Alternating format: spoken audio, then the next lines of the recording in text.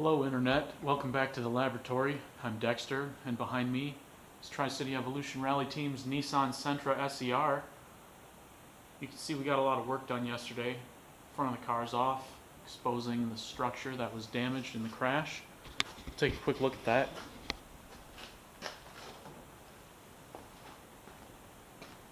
You can see it's pretty mangled in this corner where the impact was. Frame rail's pretty straight. It's straight enough for a rally car, that's for sure. Core support's bent a little bit.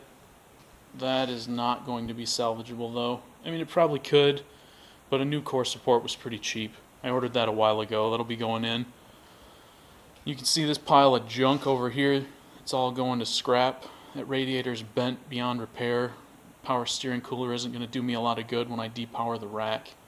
It's one of the other reasons the engine is coming out. The main reason is just to get both sides of this core support for welding purposes. It'll be a lot easier without the engine in there. It's pretty tight.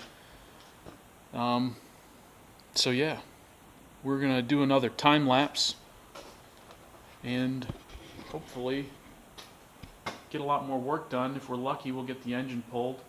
I think Bill might be coming out today. We'll see. Could use a hand, that's for sure. And yeah, thanks for checking it out. Like, subscribe, share, you know, the social media mumbo jumbo I mentioned last time. Apparently that helps somehow. That's what everybody says anyway. Everybody's doing it, so you can do it for me too. I'd appreciate it. And hopefully we'll see you out there on the stages pretty soon.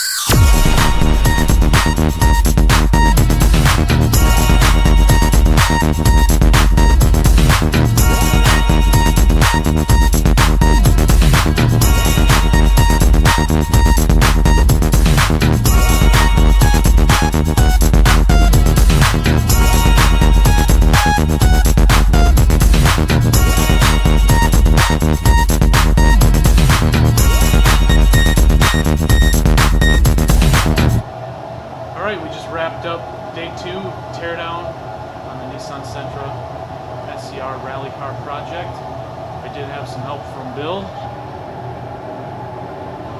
Thanks, Bill. As you've seen, we got a lot of work done. Got a nice empty engine bay.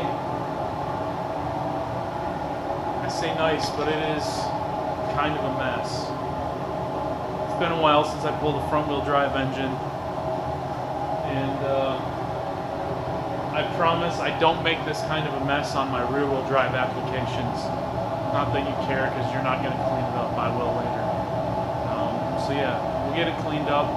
We'll get the transmission over to get the LSD installed, and probably sometime next week I'll have Bill bring his welder over. I don't have one yet, and we'll knock out the core support on this guy, and hopefully get it all put back together shortly.